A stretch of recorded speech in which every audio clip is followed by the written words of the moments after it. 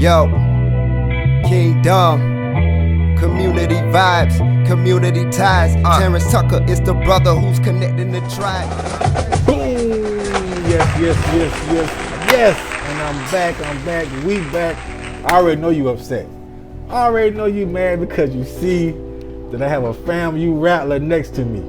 I know you mad at me. Listen, bulldogs don't come for us. I'm telling you, she's good people.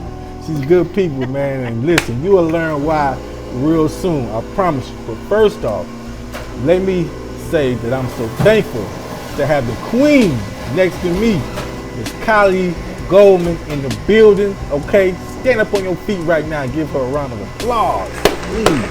Okay? What's going on? She's something else now, she's something else. You see the money green, man. She representing those rattlers today, okay? And she representing that money. All right? Now listen, y'all. Before we get to this phenomenal queen that she is, let's pay two quick bills, okay? Two real quick bills, all right? Number one, man, you hear the grinders in the back, okay? And you hear the music playing right now. So that means that you know where you're at. You're at the Groove Smoothie and Juice Bar, located on 7510 Garners Ferry Road. Listen, come by and get you a smoothie, man. Health is wealth, all right? Come take care of your body, okay? We already know how important your health is right now, okay? So come take care of your body. Put the Coca-Cola down right now and come get you a smoothie, man. All right, and come do a two-step with me. I got you, I promise you. My two-step is better than yours, all right? Now, if God woke you up this morning, give him all the praise. Give him all the praise because he is worthy to be praised. I'm telling you, God is good, man. Have a conversation with him. Watch how he works, man. I'm telling you, the guy be working, man. He is a way maker, all right? So listen, man, you woke up this morning, just say, listen, God, thank you for that. Because I'm telling you, thank him for the small things, man. Because listen, man, we have so many people that are leaving here every day, right? So listen, man, if you woke up this morning and you started your car, you cut your TV on, right? You washed your face, tell God thank you. Amen. I'm telling you, it's real out here. All right, now, Amen. Let's get back to this rattler over here. This FAMU rattler. Miss Gallman, how you doing? I'm good. How are you? You doing all right today? I'm good. I'm awesome. I'm blessed. Listen, man, she came in here, man, with all kind of bodyguards, cause she's so big time. You know what I'm saying? We had to sign waivers, all kind of stuff. Just get in here because she's such a phenomenal person, doing so many phenomenal things within the community. But she has a business. But before we get to her business, let's talk about, some of her past. Now, you a Spring Valley. Yes. A Valley woman. Yes, I'm a Valley girl. Valley girl out here in these streets. For those who don't know, we're talking about Spring Valley High School. That's in Columbia, South Carolina, who is probably the most hated high school in the world. Okay, the green and gold. We was the best at everything. Is garbage, hot garbage. But a phenomenal high school ran by some phenomenal people right now, man. Salute to Spring Valley. Yes, you had Dr. Davis on Dr. here. He was my administrator back then. Shout out Dr. Davis. Yeah, man.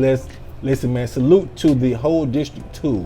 Okay, salute to you guys, man. Okay, it's a wonderful district, man. It's really growing, very progressive. Okay, so thank you guys, man. Thank you guys for all your hard work, man. Teachers, man, administrators, whatever you do, man. Counselors, janitors, whatever. Coaches, whatever you do out there in District 2, man. Salute to you, man, and God bless you. Okay, but when then you chose to go to the raggedest HBCU in the world. Let me ask you a question. Why? Firstly, that's not even a word, but we're going to do it today. Oh, she got me, see? You see how they do? They try to go low, but we try to stay high. Not going to come from my school. Okay. So let me ask you, why Florida A&M? Well, so it was a toss-up. It was between I had only applied to 3 schools. Okay. Number 1 was Howard, number 2 was FAM, and then number 3 was Spelman. Okay. Now, I didn't really want to do Spelman because I knew I always wanted to do business. And Spelman didn't have a business program. They were like medical and all that. Right. So I got into Howard and FAMU. Okay. And my god sister, Lauren Grant, shout out Lauren. Lauren was like, you know what? If you're gonna go to Howard, then come to FAMU's homecoming with me. One time she was a junior there, and so she got my parents to buy my ticket. It was like my first time on a flight by myself, and she just took care of me the whole weekend. Like, I had the fun experience, which I can't really talk about all the stuff that we did for homecoming in high school, but we had the fun experience. But she also had arranged for me to meet with the dean of SBI. I met with like student services, talking about scholarships, all kind of things. So it was like a whirlwind trip, and I was like, you know what, I could do this. I've never, lived in Florida before, so that's why I chose it. Wow. Biggest thing I've ever done. So let me ask you this then. That 17-year-old leaving Spring Valley High School, how did FAMU change that 17-year-old? Oh man, in so many ways. It kind of opened my eyes to progressive African Americans who were from all over the world. Being in Florida, number 1 was a lot of nationalities. So I met, Jamaican, Haitian, African, just all kind of different nationalities of people who were successful. And so it was kind of like endearing to be around so many people who were smart and wanted to actually succeed and had your back.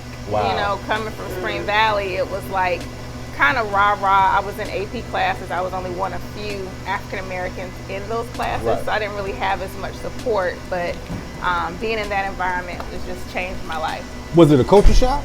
It was. It was a lot of black people. A lot of black people. A lot of good black people, especially homecoming. A lot of good black people. 100,000 black people at homecoming just running around. Wow. So it was good. It was good. It was it just felt like home, you know? So. Yeah. So, for those who don't know this young lady, if you don't know, because you're probably living up on a rock if you don't know this young lady by now. What? You know what I'm saying? I'm low key, okay? Don't nobody know me. Okay? But for those who may not have the pleasure and honor to know this young lady, she has her own business called Epiphany, right? Epitome. See, I can't get those epiphanies right. Epitome, yes. So let's talk about that, because you have been doing this for quite some time now, and you've been very, very, very successful at it. So can you explain to the audience what exactly is it? So I started Epitome in 2011. It was part-time when I was the PR coordinator for the city of Columbia. In that position, I would do everything from newsletters, proclamations, speeches, press releases, letters, statements, scheduled media interviews, anything on behalf of the mayor and the student council. I mean, it's not student council, city council. City council. And so I came up with the idea because I also was in charge of the interns. And so we had a young lady come in. I never turned anyone away. I wanted everyone to get the experience. And she came in and she had a resume, and she put, she had whiteout on it, and then she wrote over it purple ink after that. And so normally for all my interns, their first assignment is, the first day of work, we go over their resume so we can go over their writing skills. Because I'm like, if we're writing speeches, for the mayor and city council members, we have to make sure that our syntax, diction, grammar, all that's on point. But I just stopped her in the interview. And so she was like, I think I was a little harsh, but I didn't mean to be, because she started crying. And I was like, oh, wait a minute. What did you say to this young lady? All I said was, I said, this is a very competitive market, and you're coming in here competing against grown people who are twice your age. So the whole market is large. So you're going to have to be prepared. So you're not going to get a job, and they're not going to tell you why. So I'm going to tell you why, and that's because you have whiteout and purple ink on your resume. You can't do that. So she was just like, well, I'm from a small town. I think she said she was from North South Carolina. North South Carolina. Right side, yeah. And she said, you know, I didn't have any, I'm a first time, you know, college attendant, and I didn't have any guidance, and my student services program at my college didn't really do a lot with careers. And so that was like the epiphany for me to start Epitome, to help people. To have their voice. So I first wrote the book, Good on Paper, Great in Person, to help new millennials and new workforce entrants learn about the job market, everything from applying for a job, getting the job, staying and keeping the job, you know, workforce development, that kind of thing. And then it just branched off from there to doing private clients for PR and marketing. Wow. Listen. Now you see. Now you see. I've been blessed. Why I think that she's so phenomenal. So let's talk about this, because that's a huge need, you know, especially nowadays. You know, PR is so imperative to you know, people who are trying to be out there in the open and trying to be a public figure or trying to run for office. Definitely. Or you know, guys who are in sports.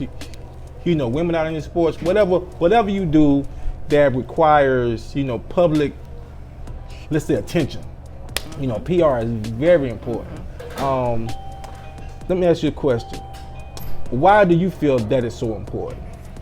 Well, it's being in charge of your own voice. Right. It's speaking your own narrative. You know, I get lots of people come up to me all the time saying, can you represent me? In fact, I have a client now that I'm helping him with his book, and I'm like, what is the story that you want to tell? You know, people don't call us until it's what we call crisis communications, when stuff done hit the fan. You know, I've had producers from Good Morning America, New York Times, call my phone about some situations that are bad, that are negative, when people died and they want a statement.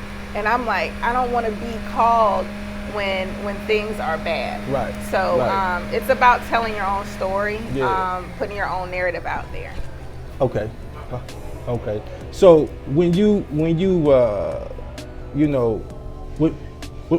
when you have these situations occur, right? When they call you, it's kind of petty on the low. Okay, it's kind of petty. Okay, it's a kind of petty question, right? When they call you, it's a setup, is what it is. Do you low key look at them like, what you done did now? You know what I'm saying? Like, what you done got yourself into? Well, or do you go in mama mode? I tell you, when Good Morning America called me, it was about a drowning. Listen. Whoa. You can't just throw that out there like we just heard you say Good Morning America. It scared the crap out of me. It scared. When Good Morning America called me, it was about a drowning. At that time, I was living in Raleigh, North Carolina, and I was the PR director for the health department there. Okay. And so there was 3 students from Duke University who died in a pool. Yeah. And of course, they come to the health department to say, oh, well, was the pool safe? Was it gated? You know, all the restrictions around it, were the levels right? So they want to place a blame on us. So I'm about to get off work. It's like 6 o'clock, and I get this phone call from a New York number I didn't know. And they're like, yeah, we want to make sure, we want to have somebody on the show tomorrow to talk about this drowning. And can you just let us know what's happening? I'm like, hold please, because I'm like, you know, anything with the media, when they say, even if they say it's off record, it's not off record. Definitely not off record. They're gonna, and I tell my clients too, one tip, do not say no comment, because they will put in the media, we reached out to this person and they said no comment. That still sounds bad.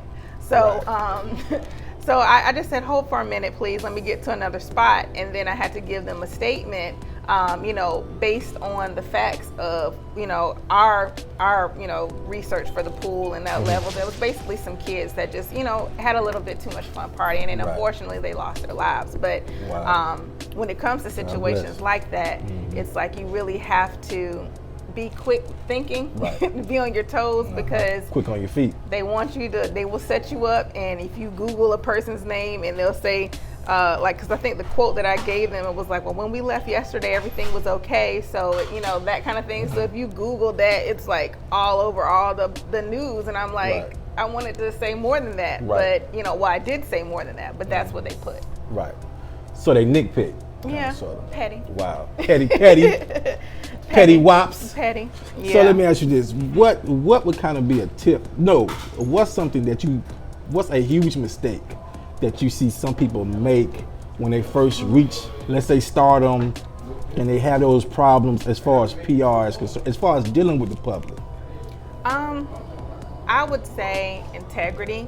I try to always operate in integrity. I won't take on any kind of project that I feel that I don't have a passion for. Gotcha. And so, when it comes to my apps, like I have not just Spring Break and Soda City certified apps that I created. I wanted to create a need for something. Not just Spring Break is a nationwide app that has urban events, so parties, concerts, comedy shows, all that. And we don't have anything on there because of COVID now, but I wanted to create a need for that space. Soda City Certified is geared toward Columbia businesses, attractions, and events because there was a need for that space for people to have a one-stop shop. People are moving to Columbia every day. So I tell people when it comes to integrity, you have to actually have a passion for something, and you have to make sure that you're doing the right thing at all costs.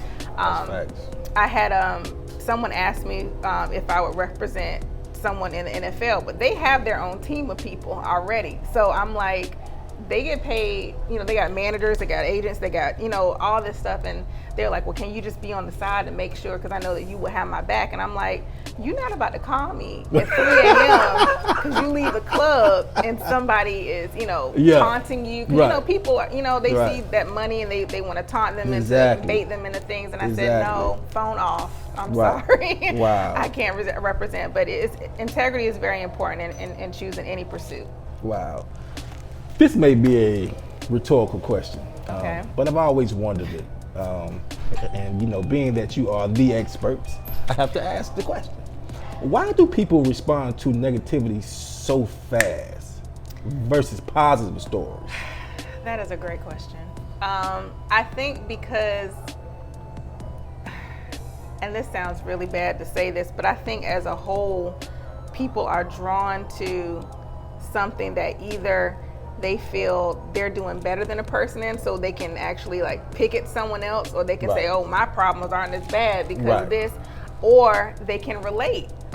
So anything bad that's going on in someone's life, if something negative happens to someone else, it's it makes it easier for them to have that relationship. It's really hard to get positive stories out there. Wow. And it's really hard for positive stories to stick.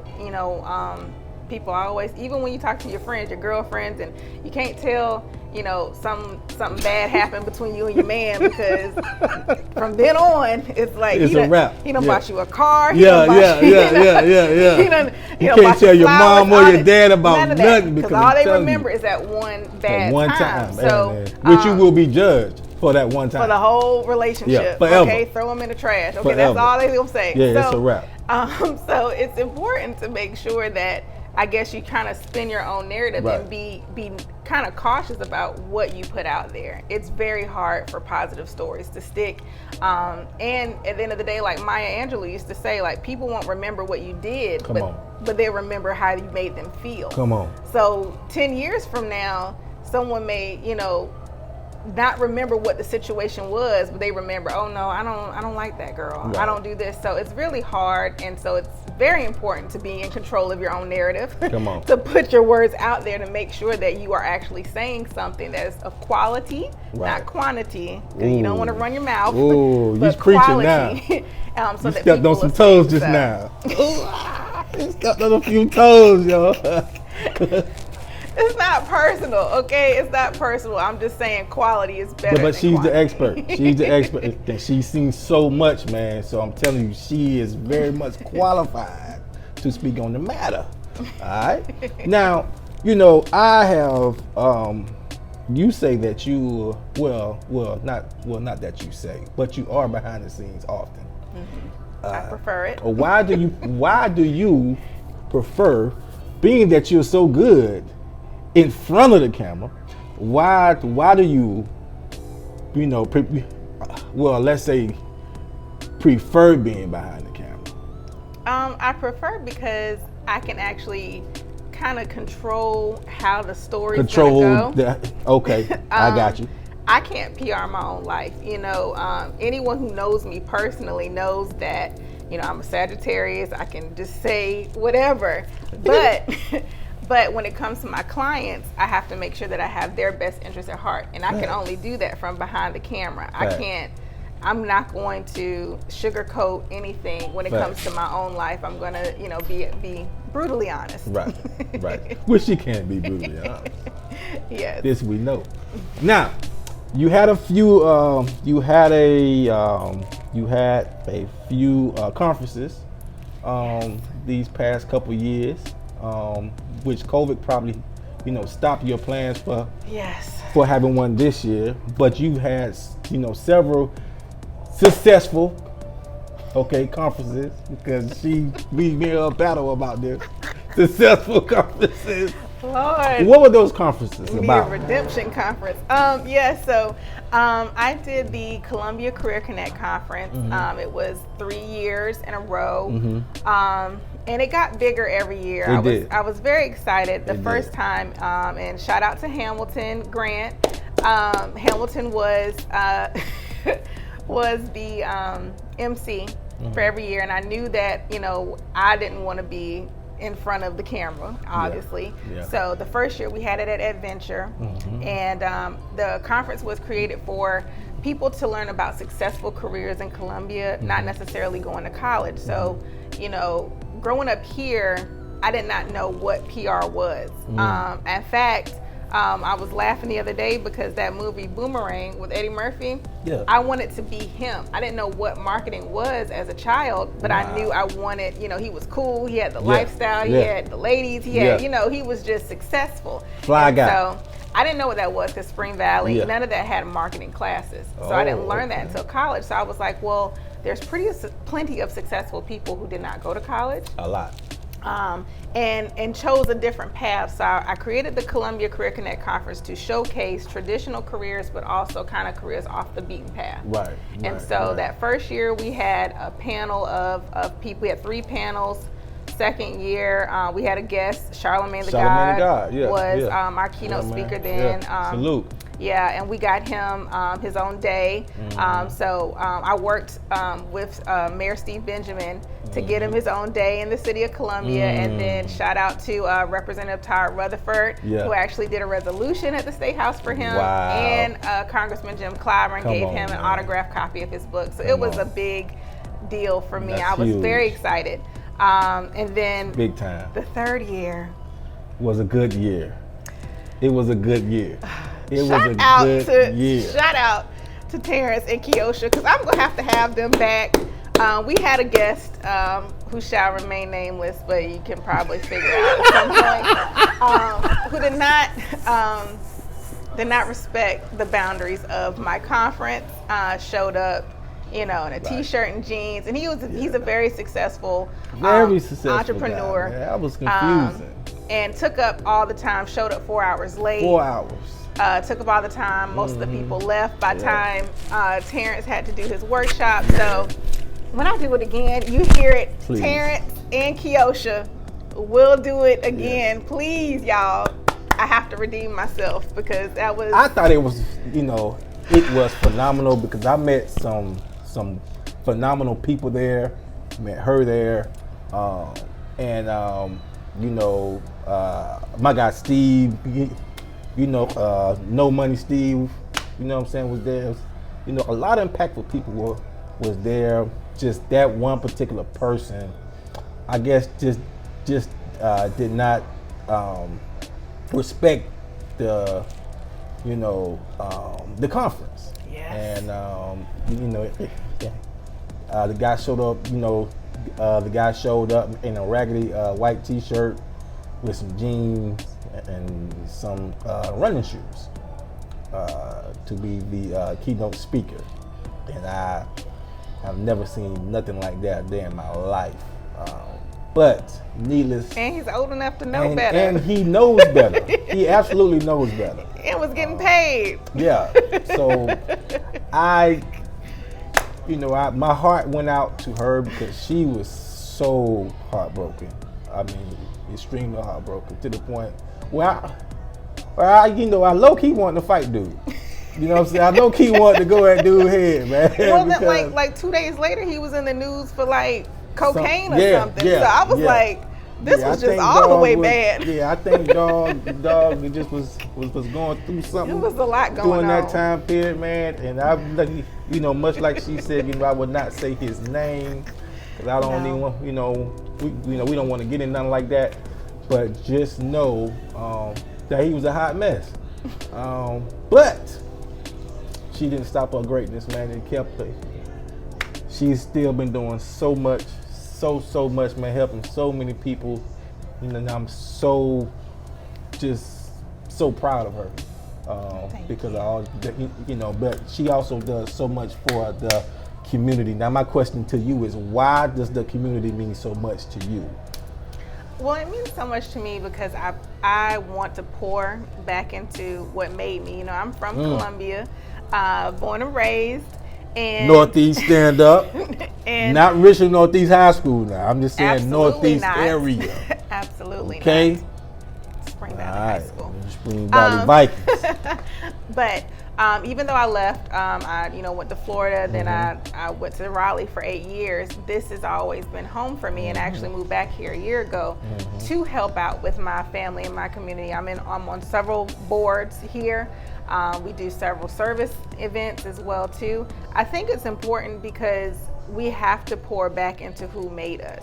We have to make sure that we're setting a foundation for anyone who comes after us to make sure that we are actually doing the work. We're actually not talking, but actually working. And so I'm on CORE, which is Columbia Opportunity Resource. It's a board that I'm on there where we do fun stuff. We also do service. We just did a blood drive with American Red Cross.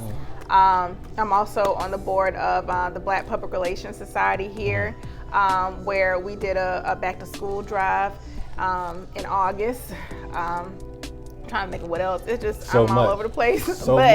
But it's important, it's important to make sure that, like I said, even with the app, Soda City Certified is promoting businesses. And with COVID right now, there's so many people who are in need of any kind of services where it comes to if your business is open, if you're, resources for connecting with other entrepreneurs, other creatives, just any kind of way where we can all just collectively work together. See? Now you know. Huh? Now you know what I've been trying to tell y'all, man. She is the GOAT. She is the greatest of all time. I said it, man. You got a problem, come to 7510 Gunners Ferry Road, and I'll see you outside in the parking lot. I'm trying. Okay? I'm tired. So that's the question that I have for you, because you do so much. You help so many people. You pour yourself out to so many people. How do you take care of yourself? I'm yet to figure that out. I'll let you know, especially with COVID, because I can't go nowhere. Can't go nowhere. I can't do anything. Well, many people don't know. So the reason why I moved back home was to help take care of my grandmother. I'm a caregiver. Okay. I'm in a house with 3 seniors, 370 plus seniors, my mother, father, and grandmother, and it's hard on a daily basis dealing with things like dementia and dialysis and diabetes and all the things that they say that Black people get, they all have. Right. And so I don't really have a moment to myself to kind of decompress. But when I figure that out, let me know. Or when somebody helps me figure that out, y'all give me some suggestions. We're going to buy her the biggest bottle or whatever she likes to drink. Tequila, Avion. We're going to buy a big bottle of Avion and just send it right to the house and say, you have at it. Okay, because you have earned this drink. You have earned this. You have put in the work. Okay? Now, let me ask you something. Now, if you can talk to that 17-year-old young lady from this chair, that 17-year-old lady that was at Spring Valley High School, if you can look at her right now and just give her, some kind of, let's say, worldly advice, what would you tell that young lady right now? At 17, I think the biggest thing that happened to me then was I got suspended for hitting a girl who was talking about me. And because of that, and this girl wasn't on any like groups that I was in terms of clubs. Right. And I actually got kicked off the National Honor Society. I got kicked off the National Spanish Honor Society. And got a little temper problem now. And so that's what I would say at 17, not everything is worth it. To keep your cool, to learn, but not everything is worth addressing. Right. And I've learned that over the years. Whenever I've been faced with adversity, that's something that I've learned steadily. Right. But at 17, I would just say, girl, it's not worth it. Not even that serious. It's not that serious. Yeah, like, who cares that she keep your crown on? Said something about your mama. You know, like that's those keywords back then. It's like, oh, your mama's this, and I'm like, oh, right there. Yeah, exactly. It's not worth it. Yeah, yeah. No. Well, we listen. Well, I'm sure that she has learned from all of her, life lessons that she's obtained, and she's applied them to her future, and she has become quite successful, and we are proud of her. We are thankful for her, and we are excited to see what else God has in store for her. And I will make sure that I'm there with all kind of pom-poms in my hand, rooting and cheering, and doing backwards flips, because I'm her #1 fan. She does, she has no idea that I'm a #1 fan, but I'm one of her biggest fans because I see her doing nothing but phenomenal thing. Yet she hardly brags about it. She never really boasts about it. You just see the work, and that's a testament of her heart. And so we have to, continue keeping these queens, lifted high, because we have to take care of our. Listen, we got to take care, first of all, of yourself, but we have to take care of our queens, man. It's so important. It's so important, man. We have too many, songs that just rip our queens apart. You know what I mean? We have to make sure that we lift up our queens, because without them, there's no us. I promise you that. I know, and speaking of, I heard some song the other day called Throat Baby. Yeah. I said, absolutely not. Throat Baby. I said, now you know you need to be shot. Yeah, if I see anybody below the age of 10 listening to Throat Baby. Said, oh no, this is going too far. I'm fed up. I'm gonna have an issue with you, okay? If we're not listening to no Throat Babies. But we will talk about something that's very important, real quick, something that might be the most important topic in the world. Are you ready for this? Okay. I got a question for you. Go on. This is a real important question. Okay. You eat chicken wings? Sometimes. Sometimes. Yes. Okay. Why? When it comes to chicken wings, okay, do you prefer the flats or the drums? Okay, wait, first of all, let's hold up. Flag on the play. Where are we going with this? Because we're going nowhere with it. This is like one of those things I saw on Facebook. No, it's nothing crazy. It's nothing crazy. The flats girl is this way. No. It's nothing provocative or anything like that. I promise. I'm just saying in terms of like. Yeah, we know you're a PR person. But I promise you, I would not set you up like that. I promise. I like flats. Why? I just need for people not to judge me for liking flats. But why you like flats though? Because it just tastes better and it's easier. And so I eat wings different too. My friends always picking me because I'll have my ranch and I'll dip my finger in the ranch and I'll coat the wing and then I'll eat it. And so it's like a little system that I got going on. So, so it's harder to do that. To eat the flats? It's harder to do it because So you just laying over that? You just it's like you paint it. Wow. You just coat it That's and the then first you time eat I've ever heard of that. That's a first. That's a first, man. That is a God-given first. It's easier with flats. Okay. I thank you for telling me that. What are you? You like? I'm a drum nation. Drum, because you can do more. All the gristle and all that. The gristle is a little tough. I ain't gonna lie to you. Gristle's tough. I can't do nothing with that. Gristle's tough.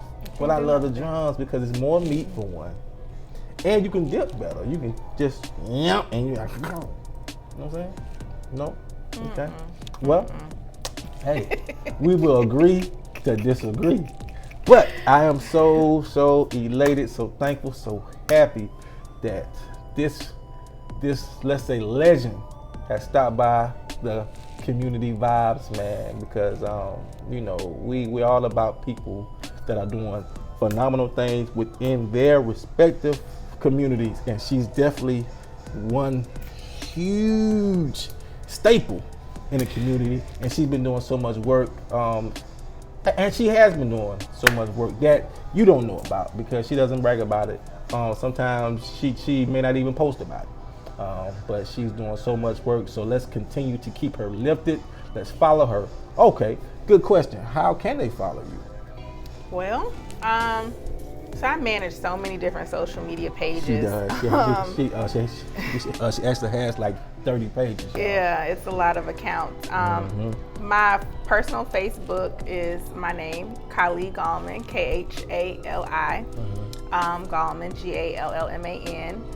Gallman. Soda City certified. That Instagram and Facebook and Twitter, Soda City certified app. Not just Spring Break. And those are all websites as well too. So not just springbreak.com, sodacitycertified.com. That has all the information for contacting. LinkedIn, I'm on there too. Trying to think about what else. But yeah, I think that's it. Look, I think that's it. Okay. Voters on the Fence. I didn't talk about that. That's an initiative that we started to try to get people to vote. We started that. Real quick, Voters on the Fence. She gave me this phenomenal shirt here. So we got a little t-shirt, definition of voting. Yes. We started I'm gonna wear this today. I'm wearing it to wherever I go tonight. Okay. It's not a nighttime They're gonna have to respect it. I wouldn't advise. They're gonna have to respect it tonight. I wouldn't advise. Okay. And just to let you guys know, just one small reminder. Go, if you have not already, go vote. Okay. Yes, please. That is extremely important. People die for that right. Okay. Now I'm not telling you who to vote for. Okay. But I just know if you vote for somebody, you ain't my friend. But I want you to go out there and vote, man. Exercise your right. I promise you. This is not a political platform here, but I do want you to go out and vote. Go vote. Yes. Okay? Yes. For those who have voted, thank you so much for standing in those long lines. Okay? And my hope and prayer is that we get the results that we want. Okay. But God bless you guys, man, and thank you guys for tuning in to another impactful episode of the Community Vibes, where people wear green because they're representing the Florida A&M raggedy ragglers. Okay. With the best band. With the raggedest, the Martian money 100. stealing band. So I'm messing, man. Listen, man, salute to FAMU University, man, okay? Marching 100, man. HBCUs stand up around the world. We are one, man. Yes. Let's continue growing, and let's continue fighting, and let's continue supporting each other, because y'all already know we all we got, man. All right? I'm telling you. So take care, man. Put God first, all right? Put God first, and listen, believe in yourself, all right? And take care of yourself. Mwah. Yo, Kingdom, community vibes, community ties. Terrance Tucker is the brother who's connecting the tribe. You say you won't shine, come get your shine on. You say you want vibes, come get your vibe on. Community vibes, community ties. Terrance Tucker is the brother who's connecting the tribe. Hey, you say you won't shine, we'll get your shine on. You say you want vibes, we'll get your vibe on.